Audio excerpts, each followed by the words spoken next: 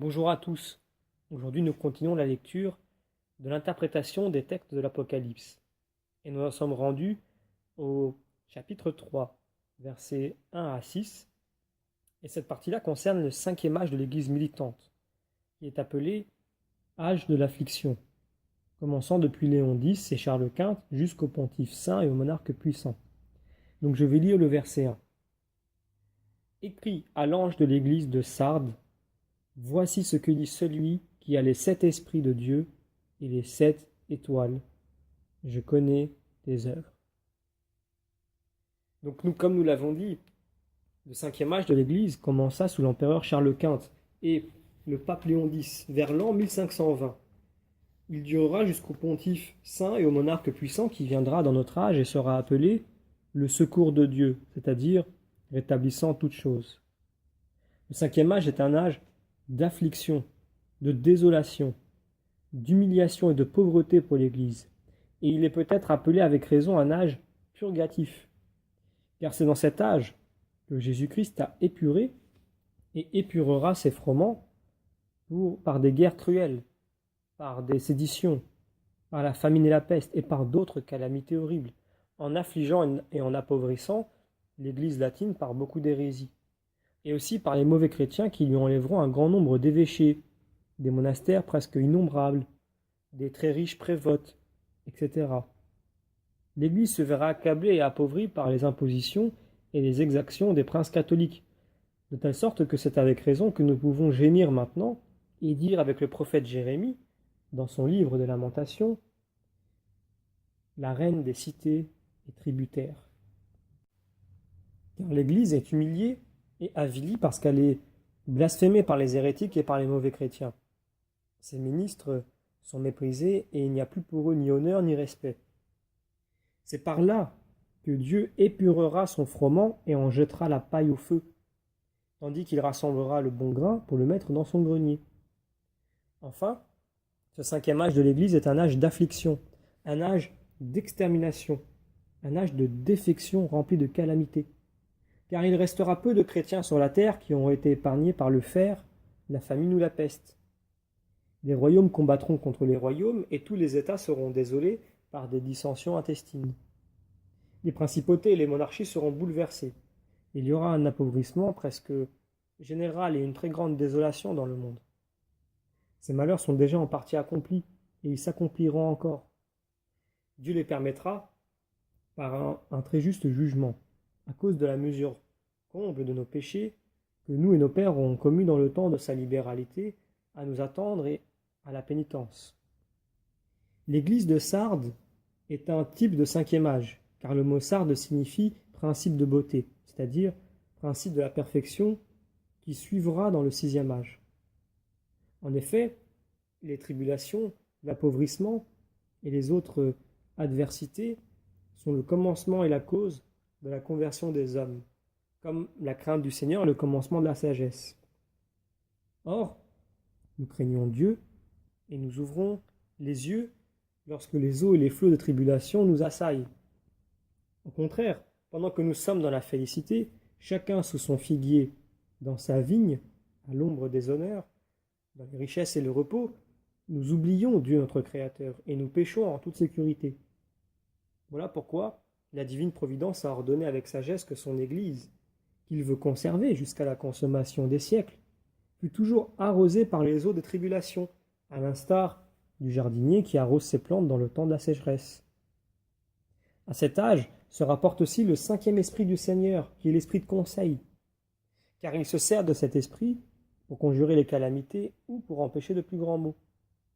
Il s'en sert aussi pour conserver le bien ou pour procurer de plus grands biens encore.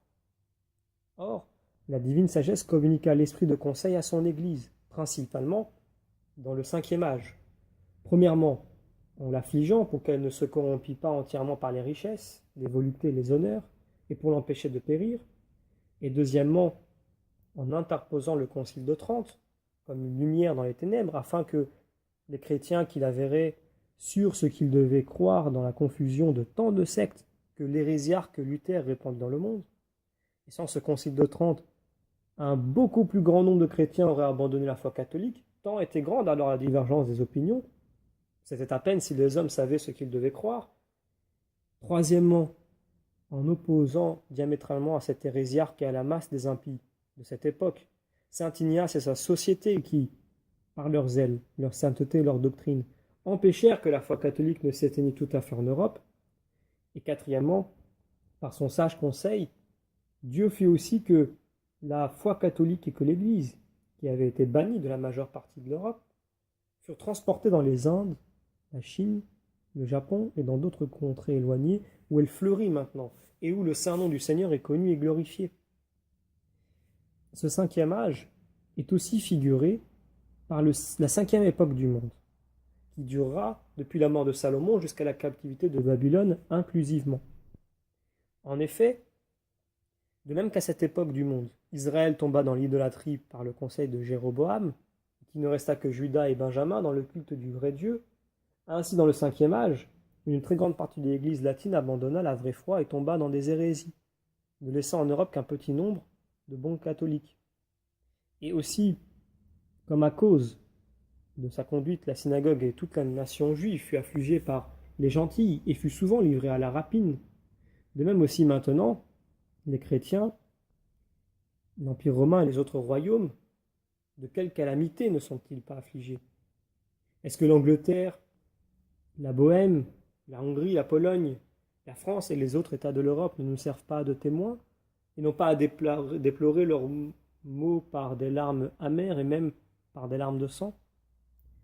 Et de même qu'Assur vint de Babylone avec les Chaldéens pour s'emparer de Jérusalem, détruire son temple, incendier la ville, dépouiller le sanctuaire et conduire en captivité le peuple de Dieu, etc. Ainsi, dans ce cinquième âge, n'avons-nous pas à craindre que les Turcs fassent sous peu irruption, et qu'ils ourdissent des plans sinistres contre l'Église latine? Et cela à cause de la mesure comble de nos crimes et de nos abominations les plus grandes. Et encore, comme à la cinquième époque, le royaume d'Israël et le royaume de Juda furent considérablement affaiblis, et s'affaiblirent toujours de plus en plus, jusqu'à ce qu'enfin, d'abord le royaume d'Israël, puis ensuite celui de Juda, furent entièrement détruits.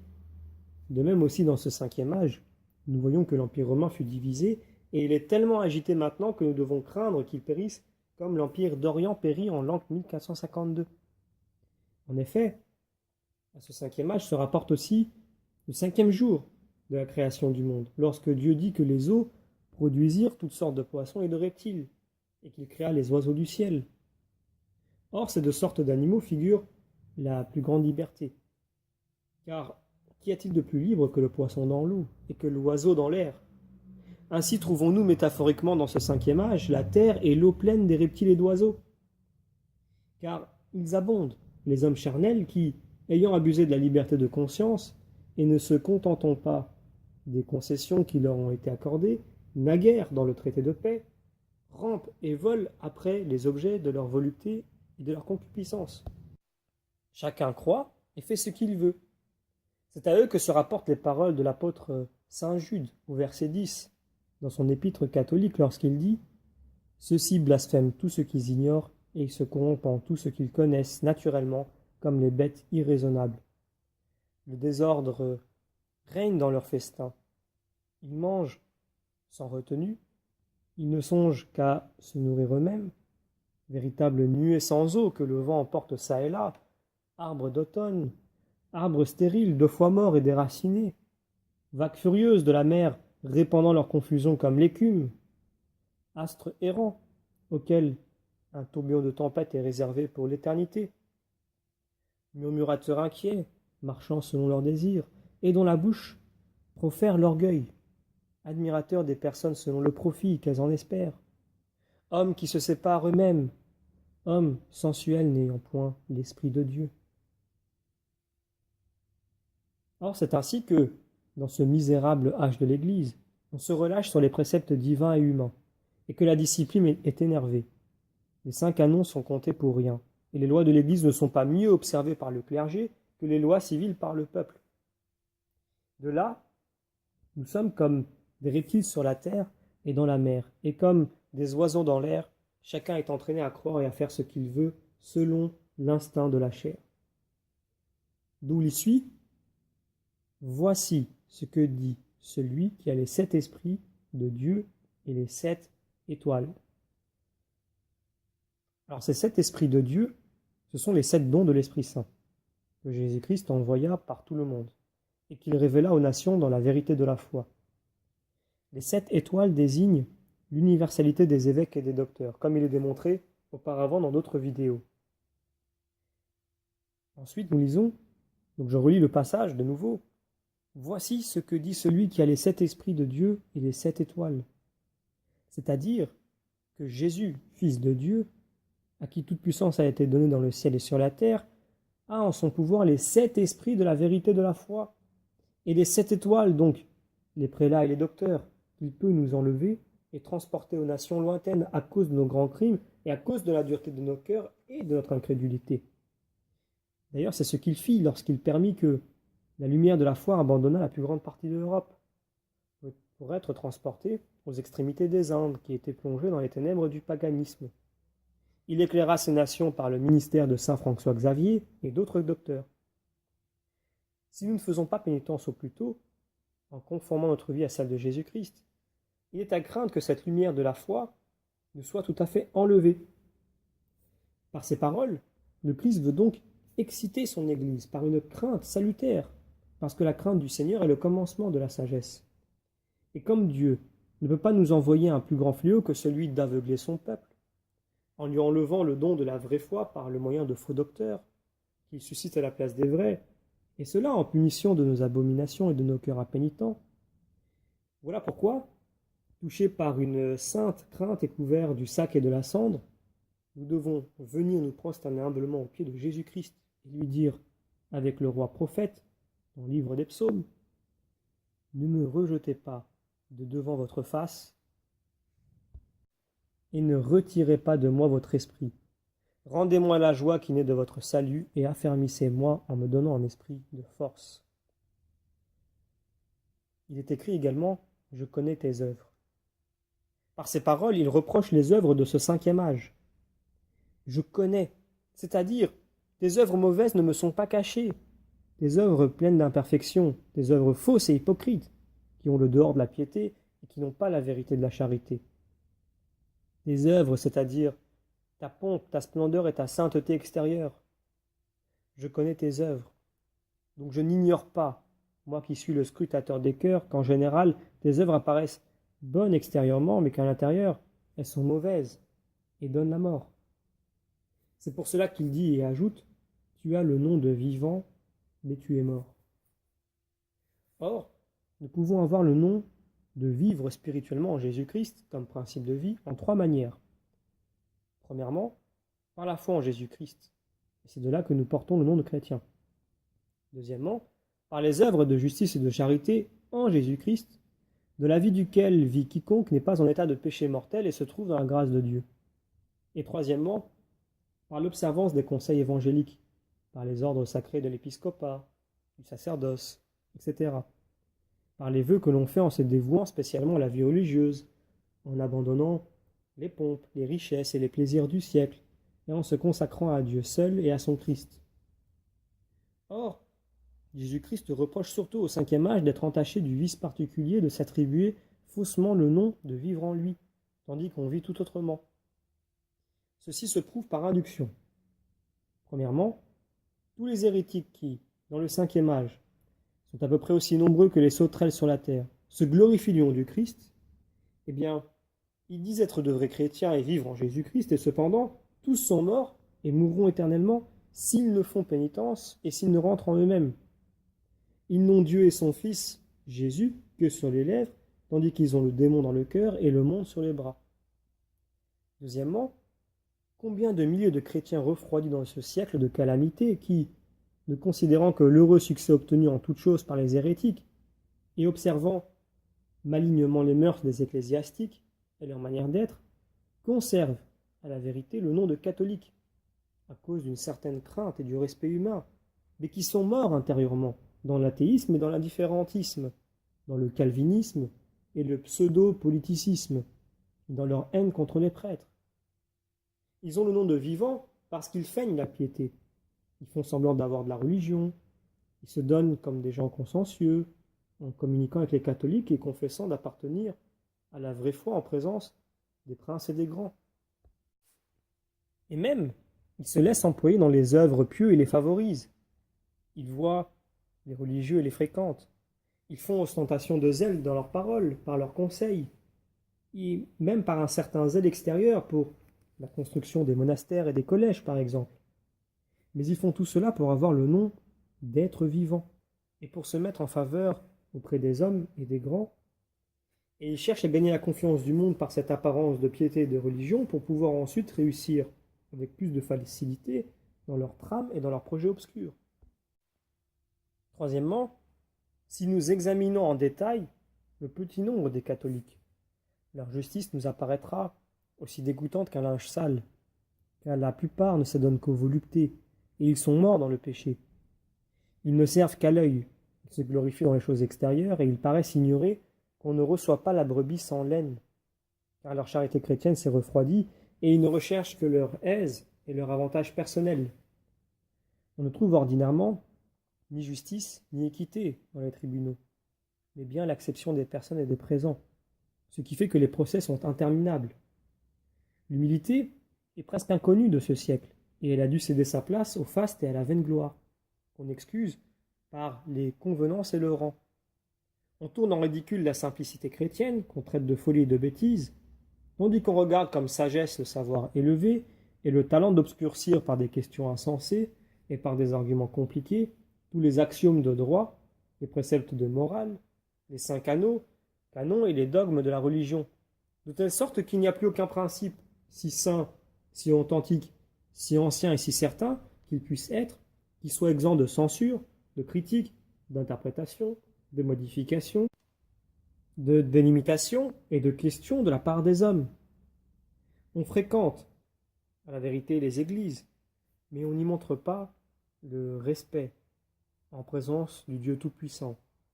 On y rit, on y parle, on y regarde ça et là, on y plaisante, on s'y provoque par des regards. On orne son corps de beaux habits, tandis que l'âme est tachée par les souillures du vice. La parole de Dieu est négligée, méprisée, tournée en ridicule. On n'a plus d'estime pour la Sainte Écriture. C'est Machiavel, Bodin et tous leurs semblables qu'on estime seuls et qu'on apprécie. On ne cultive que l'esprit, et non le cœur dans l'éducation des enfants, qu'on rende désobéissants, dissolus, beaux-parleurs, babillards et irreligieux. Les parents les aiment d'un amour désordonné, dissimulant leurs défauts, ne les corrigeant pas, et ne faisant pas observer la discipline domestique. On devrait faire de l'enfant un fils simple, bon, aimant la vérité, un vrai chrétien droit et juste, mais on a beaucoup plus soin qu'il devienne un politique ou un savant. Ce ne sera que lorsqu'il parlera plusieurs langues et qu'on l'aura formé aux mœurs étrangères, on l'envisagera comme un jeune homme de bonne espérance et un citoyen accompli.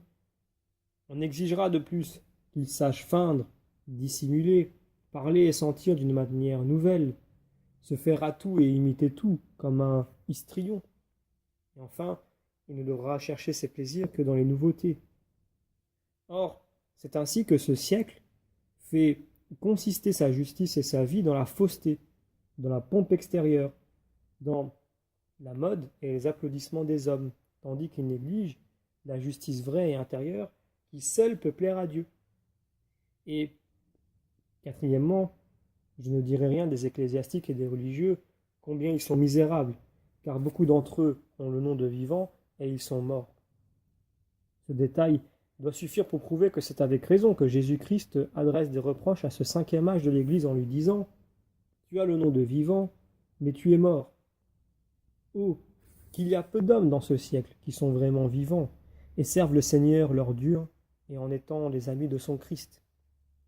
Le sens de ces paroles est donc « Tu as le nom de vivant, mais tu es mort. » Donc mort dans la fausse doctrine, mort dans l'athéisme et le pseudo-politicisme, mort dans l'hypocrisie et la justice simulée, mort dans tes péchés occultes, dans le secret de tes abominations, dans les voluptés et les délices, mort dans l'effronterie, la jalousie et l'orgueil, mort dans les péchés de la chair, dans l'ignorance des mystères et des choses nécessaires au salut, mort enfin dans l'irreligion et le mépris de la parole de Dieu, car toute charité, qui est la seule et véritable vie en Jésus-Christ, s'est refroidie en toi. Au verset 2, nous lisons « Sois vigilant et confiant en tous ceux qui étaient près de mourir. »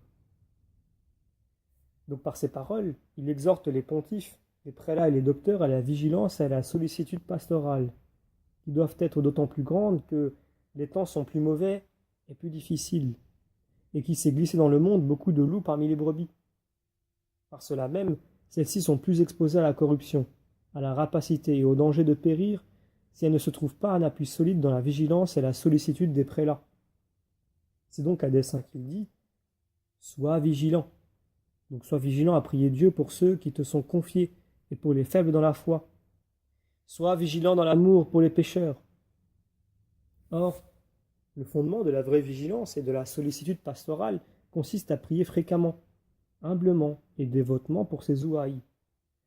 Pour les bonnes, afin qu'elles se conservent, et pour les faibles, afin qu'elles soient soulagées et fortifiées. Pour les mauvaises, enfin, dans le but de les ramener à la vérité et à la justice. Sois vigilant, est-il écrit, donc. Sois vigilant sur ta personne, afin que tes pensées, tes paroles et tes œuvres soient saintes et irrépréhensibles, afin que tu sois chaste, sobre, modeste, et que tu ne sois pas colère, emporté et tyran. Sois vigilant sur ta maison et ta domesticité, afin que ta demeure soit sainte et pure de toute fornication et de scandale. Sois vigilant à conserver une doctrine saine et orthodoxe pour la prêcher aux adultes et l'enseigner aux enfants. Sois vigilant, et que chacun fasse son devoir, l'évêque, le prélat, etc. Sois vigilant et aie soin de visiter, d'examiner, de corriger, d'exhorter, de consoler, de protéger les prélats, les curés et les prédicateurs qui sont sous ta juridiction. Sois vigilant à procurer à tous tes subordonnés qui sont dans la sainte doctrine de bons évêques, de bons prélats, de bons curés et autres bons pasteurs des âmes. Sois vigilant contre la malice des hérétiques, contre les mauvais livres, contre les faux chrétiens, les mœurs dépravées, les vices publics, le scandale, le vol, l'adultère, etc. Et ensuite le texte nous dit « confirme », c'est-à-dire conserve ce qui reste de catholique, qui en tombant peu à peu dans l'hérésie et l'athéisme, meurt faute de vigilance pastorale. Le texte dit, à dessein dans un sens conditionnel, confirme tous ceux qui étaient près de mourir.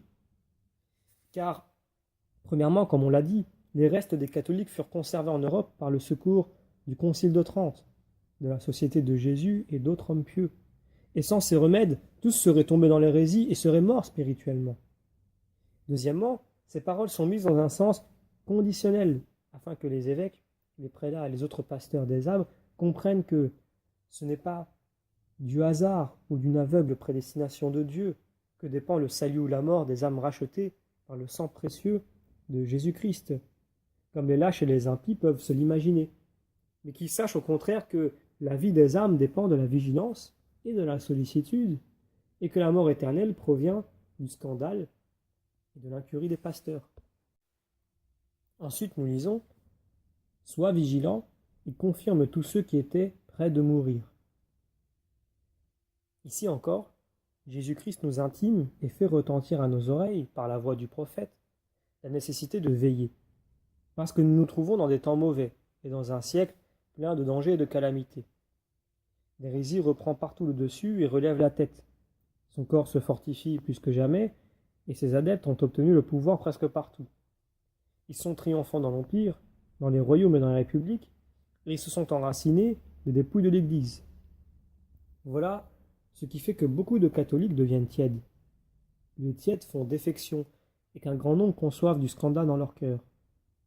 La guerre est aussi une cause de l'ignorance, même dans les choses essentielles de la foi. La corruption des mœurs va croissant dans les camps et parmi les soldats, à qui sont rarement accordés de bons pasteurs, de bons prédicateurs et de bons catéchistes. De là vient que la génération se maintient rude, grossière et inflexible, ignorant tout ou presque tout, et ne s'embarrassant ni de Dieu, ni du ciel, ni de ce qui est honnête, ne connaissant que la rapine, le vol, le blasphème et le mensonge. Elle ne s'est dit d'ailleurs qu'à circonvenir le prochain. dans la foi catholique, la plupart sont tièdes, ignorants, circonvenus par les hérétiques, qui s'applaudissent de leur félicité, s'en réjouissent et tont en dérision les vrais fidèles, qu'ils voient d'ailleurs affligés, appauvris et désolés. En même temps, personne n'étudie les sciences sacrées. Parce que tes parents sont pauvres et qu'il n'y a que désolation dans la plupart des séminaires, ils ne jouissent plus de leurs revenus et des rentes de leur fondation.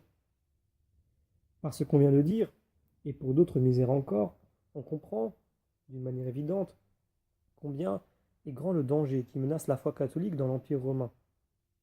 Soyez donc vigilants, ô vous, évêques et prélats de l'Église de Dieu, prenez conseil de vous-même et réfléchissez mûrement avec vos ouailles sur les moyens de leur procurer, dans cette nécessité urgente, des prêtres pieux, zélés et instruits, qui, par leurs saines paroles et par leurs bons exemples, brillent comme une lumière aux yeux de leurs brebis, pour les conduire dans un bon pâturage et les confirmer dans la foi catholique. Le texte nous dit « Sois vigilant et confirme tous ceux qui étaient près de mourir, car je ne trouve pas tes œuvres pleines devant Dieu. » Ici, notre Seigneur Jésus-Christ parle comme homme et comme le chef invisible de l'Église. La divinité, dans l'abîme infini de sa préscience éternelle, lui révéla les défauts et les péchés des pasteurs et des autres membres à venir de l'Église, et lui conféra en même temps la mission de les corriger. Jésus-Christ fonde donc son reproche sur le défaut de vigilance et de sollicitude pastorale dont il est parlé plus haut, que Dieu exige cependant des évêques et des prélats de l'Église. Voilà pourquoi il se sert de la conjonction « car » qui unit ce qui précède avec ce qui suit, à savoir « sois vigilant », plus loin, « car je ne trouve pas tes œuvres pleines devant mon Dieu ». C'est-à-dire, tu n'accomplis pas ton devoir comme tu pourrais et comme tu devrais le faire. Tu n'es pas assez vigilant et tu n'as pas assez de sollicitude pour les brebis qui te sont confiées, car des œuvres ne sont pas pleines, c'est-à-dire parfaites de charité, et parce que tu as peu de soin du salut des âmes. Donc, car je ne trouve pas tes œuvres pleines, sous-entendu par rapport aussi aux ordinations, aux institutions, aux promotions, aux visites pastorales et à la discipline. Je ne trouve pas tes œuvres pleines, parce que tu ne marches pas, comme j'en ai reçu, le commandement de mon Père, et comme j'ai marché moi-même dans l'humilité, la pauvreté et l'abnégation des pompes du siècle. Voilà donc pourquoi Jésus-Christ dit « Car je ne trouve pas tes œuvres pleines », pour exprimer qu'elles ne plaisent pas à sa volonté, contre laquelle tu agis en ne prenant soin que de toi-même, en usant d'indulgence envers ta personne, dans l'aveuglement de ton amour-propre et de tes voluptés. Tu affectes le faste, tu es enflé d'honneur, tu prodigues mon patrimoine dans le luxe de la table, le brillant des cours, la splendeur des palais, une domesticité nombreuse, dans le luxe des chevaux et des équipages, dans les moyens d'exalter et d'enrichir tes parents, en un mot, dans la pompe du siècle. Tandis qu'au contraire, tu devrais employer tes revenus à nourrir les pauvres, à consoler les veuves et les orphelins, et à secourir les catholiques dans les pays où ils ont été appauvris et dépouillés par les déprédations des hérétiques et des autres ennemis de la religion, où ils gémissent sous le joug, faute de secours humain. Tu devrais aussi employer ton bénéfice à favoriser les études des jeunes gens qui manquent de moyens, dans le but de supplier à la pénurie de bons pasteurs, et aussi pour restaurer les églises en ruine. Et parce que toutes ces œuvres appartiennent au devoir pastoral, et que cependant tu ne les accomplis pas, eh bien, comme le dit le texte, je ne trouve pas tes œuvres pleines devant mon Dieu, qui connaît tes fautes, lesquelles te rendront inexcusable à son jugement. D'où il suit, le verset 3, « Souviens-toi donc de ce que tu as reçu et de ce que tu as entendu, garde-le et fais pénitence. » Ici, il applique le remède au mal. Ce remède est composé de 5 choses. La première, souviens-toi donc. Ces paroles recommandent la fréquente méditation d'une vérité sérieuse et importante, et le souvenir constant et ferme du devoir pastoral. Ce souvenir, cette méditation, sont un devoir aussi grave qu'important pour les évêques, les prélats et les autres pasteurs qui doivent en faire le sujet habituel de leur réflexion et les graver profondément dans leur mémoire. Le fondement et le premier remède, et donc, pour les prélats, de se corriger de leurs défauts et de leurs négligences, d'étudier et de connaître les devoirs de leur charge. C'est pourquoi il dit en second lieu, souviens-toi de ce que tu as reçu. Par ces paroles, Jésus-Christ désigne la qualité de la charge et du devoir épiscopal et pastoral, qui sont saints et ont été reçus par le ministère des anges, et que Dieu a confiés aux hommes, non pas comme un royaume ou un avantage terrestre, mais pour le salut des âmes, pour qui, moi, dit-il, le Fils éternel de Dieu, le roi des rois et le dominateur des dominateurs, je suis descendu des cieux, je me suis fait homme, je suis né dans une étable, j'ai logé parmi les animaux, j'ai vécu dans la pauvreté et l'humilité, conversant avec les hommes sur la terre pendant 33 ans. Enfin, je fus crucifié entre deux voleurs. Ô toi, prélat et pasteur, tu n'as donc pas reçu cet office pour te faire honorer et encenser des hommes, pour te livrer aux voluptés et aux délices des festins, pour ramasser l'or et l'argent, pour exalter et enrichir ta parenté, ni pour rechercher les pompes du siècle ou la vanité du monde, mais bien pour que tu fus mon imitateur. Si tu veux être admis au nombre de mes élus, tu dois te produire pur et immaculé parmi les hommes, dont tu dois être un modèle d'autant plus distingué que le ministère que tu as reçu en héritage est plus élevé, plus saint et plus parfait. Ton fardeau est lourd, plein de travaux, de sollicitude et de dangers. Il exige donc une exacte vigilance, la crainte de Dieu, une prière continuelle et infatigable, une chaste sobriété, etc.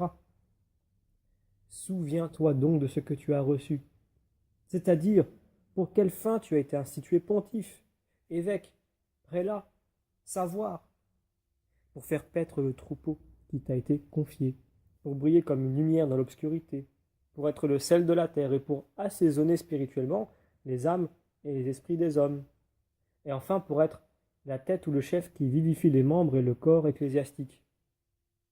Souviens-toi donc de ce que tu as reçu de mon Dieu, tant de dons de la nature, de la fortune et de la grâce donnés gratuitement, non pas pour jouir arbitrairement de ces avantages, mais pour les faire fructifier comme un serviteur fidèle et utile. Tu n'as pas reçu ces dons pour les cacher dans le linge de ton amour-propre, ou pour les enfuir dans la terre des voluptés et des honneurs, mais pour les faire fructifier et profiter spirituellement à mon Dieu, par tes œuvres de miséricorde et de charité. Tu dois t'en servir pour les veuves et les orphelins, et pour entretenir les pauvres et les indigents, à l'exemple de mes saints. De là vient le troisième ingrédient du remède. Souviens-toi donc de ce que tu as entendu, sous-entendu donc dans mon évangile, comment je me comportais parmi les hommes, et je donnais ma vie pour mes brebis. Souviens-toi de ce que tu as entendu aussi dans les actes et la vie de mes apôtres, quelle conduite ils ont tenue. De ce que tu as entendu aussi de tes pères, tes prédécesseurs, les pontifes, les évêques et les prélats de mon Église. Tu sais en effet qu'ils furent humbles, pauvres, prudents, sobres, chastes, pleins de sollicitude et ornés de toutes les vertus. Ainsi donc, à l'exemple de ton Seigneur et ton Maître, des apôtres, des autres saints et amis de mon Dieu, tu dois vivre comme ils ont vécu et te comporter comme ils se sont comportés dans ce monde. Souviens-toi de ce que tu as entendu, notamment de la vie et de la conduite que les saints canons, les écrits des saints pères, les conciles généraux, provinciaux et diocésains prescrivent. Souviens-toi de ce que tu as entendu, notamment nouvellement dans le Concile de Trente, de tous ces statuts sur la vie, l'honnêteté et la réforme qu'on doit observer. C'est pourquoi il ajoute aussitôt le quatrième remède, et garde-les. Ces paroles nous excitent à observer ce qui a été dit plus haut, et elles renferment en même temps un reproche particulier sur le vice de ce siècle, qui consiste en ce que l'on n'observe presque plus rien de tous ces devoirs indiqués. Car notre siècle est charnel et délicat. Il se glorifie de beaucoup de choses, particulièrement de ces sciences sublimes. Et parce qu'il sait beaucoup, il se croit en droit de ne rien observer. Nous avons en effet tant de saints canons, tant de salutaires conciles généraux et synodaux, tant de bonnes lois civiles, de livres spirituels, d'interprètes des saintes écritures, tant d'écrits des saints pères remplis de force et de doctrine, et enfin, tant d'exemples des saints. Et cependant, nous agissons si peu en bonnes œuvres. Ah, ce que nous sommes les enfants d'un siècle charnel.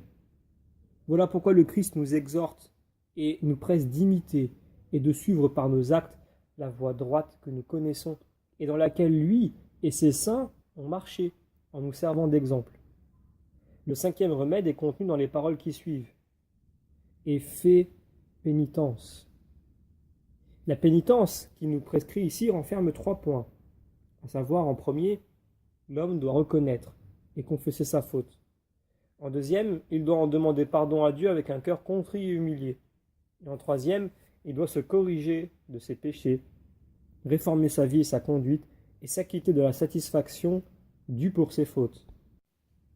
Or, comme la génération perverse de ce 5e âge de l'Église ne fait rien moins que tout cela, voilà pourquoi le Christ exhorte par-dessus tout son Église à faire une pénitence salutaire, qui nous propose non seulement comme l'unique remède nécessaire pour rendre à la vie spirituelle notre âme morte dans le péché, mais encore comme le moyen d'apaiser la colère de Dieu, de détourner de nous les maux qu'il a répandus sur cette génération, et qu'il versera encore par torrent jusqu'à l'infini si nous ne faisons pénitence. Malgré tout cela, personne ne veut se convertir, comme on peut le prouver par induction. En effet, premièrement, les hérétiques qui sont morts dans leur erreur méprisent la pénitence, et ils ne reconnaissent pas, ou ne veulent pas reconnaître, leur misérable état. Et même ils s'en glorifient et disent qu'ils agissent bien quoiqu'ils soient morts. Deuxièmement, parmi les catholiques, on en trouve peu qui reconnaissent leurs défauts et leurs péchés. Tous les évêques, les prélats et les pasteurs des âmes disent qu'ils accomplissent toujours bien leur devoir, qu'ils veillent et qu'ils vivent comme il convient à leur état. De même, les empereurs, les rois, les princes, les conseillers et les juges se glorifient d'avoir bien agi et de continuer à bien agir. Tous les ordres sacrés prétendent être innocents. Et enfin, le peuple lui-même, depuis le premier jusqu'au dernier, a coutume de dire « Qu'ai-je fait de mal? Et quel mal fais-je » Or, c'est de cette manière que tous s'excusent. Ainsi donc, pour que la divine sagesse et bonté puissent ramener à la pénitence cette génération pervertie et corrompue au plus haut degré, elle envoya presque continuellement sur elle les maux de la guerre, de la peste, de la famine et d'autres calamités. C'est encore pour cela qu'elle affligea tout nouvellement l'Allemagne entière pendant 30 ans de continuelles et étonnantes calamités, afin de nous faire ouvrir enfin les yeux et de nous obliger à reconnaître nos péchés et à implorer le pardon et la miséricorde de Dieu avec un cœur contrit et humilié. Et aussi pour nous engager à réformer notre vie et notre conduite, chacun selon les obligations de son état. Mais au lieu de tout cela, nous sommes devenus pires, et nous sommes tellement aveuglés que nous ne voulons pas même croire que nous sommes plongés dans ces maux à cause de nos péchés. Tandis que la Sainte Écriture dit cependant « Il n'y a pas de mot en Israël que le Seigneur n'ait envoyé ». D'où il est à craindre que le Seigneur s'exaspère encore davantage dans sa colère, dont il nous menace par les paroles qui suivent, au verset 3. « Car si tu ne veilles, je viendrai à toi comme un voleur, et tu ne sauras à quelle heure je viendrai. » Après la prescription du remède, suit donc une menace terrible contre l'Église de Dieu. Car si tu ne veilles, est-il écrit, donc après être sorti enfin du sommeil profond de tes voluptés, de ta paresse, de tes péchés dans lesquels tu t'es endormi jusqu'ici, je viendrai à toi en te suscitant des malheurs. Il s'exprime au futur, parce que, comme il a été dit souvent, la colère de Dieu, dans la longanimité de sa bonté, nous menace souvent de loin et longtemps. Mais de peur qu'à cause de sa lenteur, nous ne pensions être à l'abri de ses coups, il dit « Je viendrai à toi ». Donc d'une manière certaine et infaillible. L'Écriture nous avertit de la même manière dans Habakkuk chapitre 2. « Attendez-le, il viendra et il ne tardera pas ». Donc le texte nous dit « Je viendrai à toi comme un voleur ». Il compare ici sa visite et l'envoi de ces mots à l'arrivée d'un voleur. Car, premièrement, le voleur a coutume d'arriver tout à coup et à l'improviste. Deuxièmement, il vient pendant le sommeil. Troisièmement, il fait infraction dans la maison. Quatrièmement, enfin, il pille et vole tout. Or, Tel sera le caractère du mal que Dieu suscitera contre son Église. Ce mal, ce seront les hérétiques et les tyrans qui viendront tout à coup et à l'improviste, qui feront infraction dans l'Église pendant le sommeil des évêques, des prélats et des pasteurs, qui prendront le dessus et raviront ou pilleront les évêchés, les prélatures, les biens ecclésiastiques, comme nous voyons de nos propres yeux qu'ils firent en Allemagne et dans le reste de l'Europe. Il est même dangereux qu'ils continuent à dominer et à ravir tout ce qui reste. Je viendrai à toi comme un voleur, pouvons-nous dire. Donc en suscitant contre vous les nations barbares et les tyrans, qui viendront comme un voleur, tout à coup et à l'improviste, pendant que vous dormirez dans vos vieilles habitudes de volupté, d'impureté et d'abomination. Ils feront infraction et pénétreront jusque dans les forteresses et les garnisons. Ils entreront en Italie, ils dévasteront Rome, ils brûleront les temples et mineront tout, si vous ne faites pas pénitence et si vous ne vous effeuillez enfin du sommeil de vos péchés. Et tu ne sauras à quelle heure je viendrai. Jésus-Christ fait ici remarquer, comme en passant, l'aveuglement dont Dieu a coutume de frapper les princes du peuple, afin qu'ils ne puissent ni prévoir, et conséquemment, ni prévenir les maux qui les menacent. Car ils cachent à leurs yeux, appesantis par le sommeil des voluptés, les maux et les vengeances qui doivent les assaillir. C'est donc en ce sens qu'il dit « Et tu ne sauras à quelle heure je viendrai », c'est-à-dire que le temps de sa visite sera caché à tes yeux et tu ne pourras plus prévenir le mal ni te préparer au combat, parce que l'ennemi viendra rapidement et inondera tout, comme les eaux d'un fleuve impétueux, comme la flèche en fait, lancée dans l'air, comme la foudre ou comme un chien rapide. Et maintenant nous continuons avec le verset 4. Tu as un petit nombre d'hommes à Sardes qui n'ont point souillé leurs vêtements. Donc, suit maintenant l'éloge ordinaire d'un petit nombre, relativement à la multitude d'hommes qui sont sur la terre. Car, quelque affligé et désolé que soit l'Église, et quelque méchant que soit le monde, le Seigneur Dieu s'est toujours réservé et se réserve toujours des saints, ses amis, qui brillent comme une lumière ou comme un phare au milieu du monde, pour empêcher que tout se corrompe et que tout soit enveloppé par les ténèbres. Donc, par ces paroles, il indique l'espèce d'iniquité dont tout l'univers est souillé et infecté, à peu d'exceptions près. Il désigne cette espèce d'iniquité par sa ressemblance avec des vêtements souillés. Or, on souille ces vêtements, soit par la boue et le fumier qu'on trouve en circulant dans la rue, soit par les ordures de divers immondices qu'on emploie pour la conservation de sa vie, soit par la peste et la lèpre. Ces trois métaphores signifient l'universalité des péchés graves et des iniquités dans lesquelles le monde presque entier est misérablement plongé et dans lesquelles il languit de maladies, même mortelles. En effet, cette génération est tout à fait pervertie, délicate, efféminée, molle, charnelle, avare et superbe.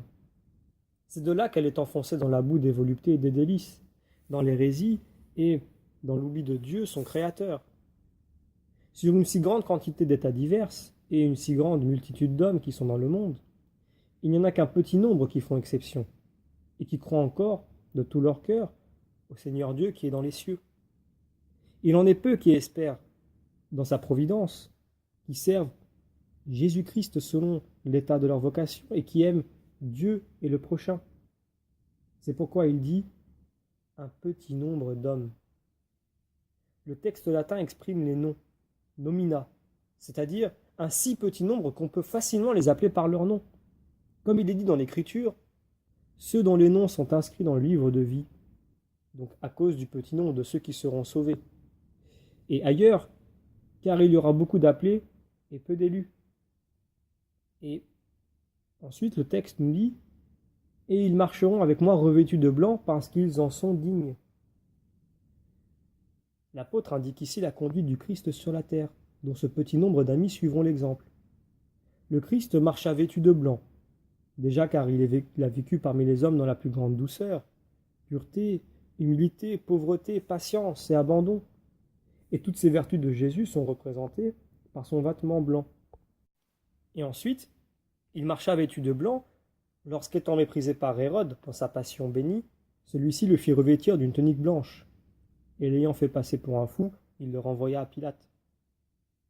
Or, c'est ainsi que le petit nombre des élus qui se conservent immaculés au milieu des siècles marche à l'exemple du Christ sur la terre, dans une grande humilité, dans le mépris, la pauvreté, la mansuétude, et gémissent dans leur cœur auprès du Seigneur leur Dieu. Ils ont beaucoup à souffrir et sont méprisés, mis en dérision par le monde, parce que leur vie et leur conduite ne sont considérées que comme folie. C'est ainsi en effet que le monde a coutume de traiter les saints de Dieu. C'est ainsi qu'il les a toujours jugés, et qu'il n'a pas rougi de juger le Fils unique de Dieu lui-même, venu du ciel pour le salut des hommes.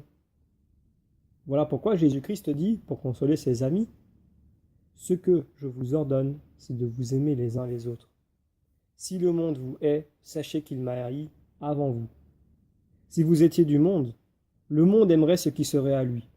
Mais parce que vous n'êtes point du monde, et que je vous ai choisi au milieu du monde, c'est pour cela que le monde vous hait. Souvenez-vous de la parole que je vous ai dite. Le serviteur n'est pas plus grand que le maître. S'ils m'ont persécuté, ils vous persécuteront aussi. » En effet, l'amitié de ce monde est une inimitié devant le Seigneur, et l'amitié avec Dieu est en inimitié avec le monde. De là le texte dit « Ils marchent avec moi revêtus de blanc parce qu'ils en sont dignes. » L'amitié et l'estime de Dieu pour ses justes et ses amis nous étonnent, en ce qu'il veut et permet qu'ils errent dans le monde, couverts de peau de brebis, méprisés, appauvris, vils au milieu des tribulations, des persécutions, des injures, des outrages, des tentations, du froid, de la nudité, etc. Au contraire, le monde et ceux qui sont du monde prospèrent dans les délices, vivent dans la gloire et les richesses, rient et se réjouissent dans l'abondance de tous les biens. Or, telle est l'amitié de Dieu pour ses élus, dont le monde n'est pas digne. De là ce passage de saint Paul, dans l'Épître aux Hébreux. Les uns ont été cruellement tourmentés, ne voulant pas en racheter leur vie présente, afin d'en trouver une meilleure dans la résurrection. Les autres ont souffert les outrages et les fouets, les chaînes et les prisons. Ils ont été lapidés, ils ont été sciés, ils ont été mis aux plus rudes épreuves. Ils sont morts par le tranchant du glaive, ils ont mené une vie errante, couverts de peau de brebis et de peau de chèvre, abandonnés, affligés, persécutés. Eux, dans le monde, n'étaient pas dignes. C'est là ce que savaient fort bien les saints, les apôtres de Dieu, qui s'en retournaient pleins de joie du conseil, parce qu'ils avaient été trouvés dignes de souffrir des outrages pour le nom de Jésus. Maintenant, nous lisons le verset 5. Celui qui vaincra sera ainsi vêtu de blanc. Ces paroles contiennent la promesse d'une récompense, d'une rétribution et d'une pleine consolation dans notre vie. C'est par cette promesse qu'il nous exhorte, nous, ces soldats, et qui nous stimule à la victoire. Celui qui vaincra le monde, donc, la chair et le démon. Celui qui vaincra en s'esquivant du joug du démon, à qui il a été auparavant soumis par ses péchés et ses voluptés, et qui fera pénitence. Celui qui vaincra en pratiquant envers Dieu et le prochain la charité, qui efface la multitude de nos péchés. Celui qui vaincra en persévérant dans la vraie foi catholique, au milieu de tant de défections, de scandales et d'afflictions des chrétiens. Celui qui vaincra les persécutions, les tribulations, les angoisses et les calamités intentées par les hérétiques et par les mauvais chrétiens. Celui qui vaincra les ruses, les déceptions, les faussetés, dans la prudence et la vraie simplicité chrétienne. Enfin, celui qui vaincra, persévérant dans la saine doctrine, par des mœurs saintes et par la sincérité de la charité. Celui-là sera ainsi vêtu de blanc, c'est-à-dire qu'il lui sera pleinement rétribué, selon la mesure de ses souffrances. Car autant on aura été méprisé dans ce monde, autant on aura de gloire dans l'autre. Autant de tribulations, autant de consolation. Plus on aura été opprimé dans l'humilité, la pauvreté, la nudité, la soif, la misère, les persécutions, les tribulations et les adversités de ce monde, plus on sera exalté dans l'autre vie. On abondera de richesses célestes, on sera revêtu de l'étoile de l'immortalité, rassasié de la plénitude de toutes les délices, qui ne seront plus jamais enlevées. C'est donc pour la plus grande consolation des affligés qu'il ajoute la particule. Ainsi, et je n'effacerai point son nom du livre de la vie. Le livre de la vie, c'est la prédestination, soit la préscience éternelle de Dieu, par laquelle il a disposé son royaume pour ses élus de toute éternité, d'une manière certaine et infaillible, selon les œuvres de chacun. Ainsi, donc telle est la promesse qu'il fait ici pour la consolation de ses amis et des justes. Et je n'effacerai point son nom du livre de la vie. C'est-à-dire qu'il restera inscrit comme héritier dans le testament de l'héritage éternel, ce que personne ne lui enlèvera plus dans les siècles des siècles. Et je confesserai son nom devant mon Père et devant ses anges, est-il écrit. La confession du Christ sera le plus grand honneur des saints dans le ciel. Cette confession, qui est d'ailleurs souvent répétée chez les évangélistes, est ici promise à ceux qui auront confessé son saint nom sur la terre, et qui l'auront gardé non seulement de bouche, mais encore de cœur et en action. Or, cette confession des hommes pour le saint nom de Jésus devant le monde est tout à fait étrangère à la génération perverse de notre époque, car presque tous confessent de bouche qu'ils connaissent le Christ et le renient par leurs actes. Mais cette confession du Christ devant son Père n'est promise ici qu'à ses fidèles serviteurs comme une récompense spéciale, comme un stimulant de ses soldats à la victoire et comme le plus grand honneur qu'il leur réserve, d'être loué et confessé par lui, même devant son Père, le roi des rois, le Seigneur des seigneurs, et en présence de millions d'anges et de tous les saints de Dieu. Et donc nous terminons ici la lecture des interprétations du 3e chapitre du livre de l'Apocalypse, versets 1 à 6.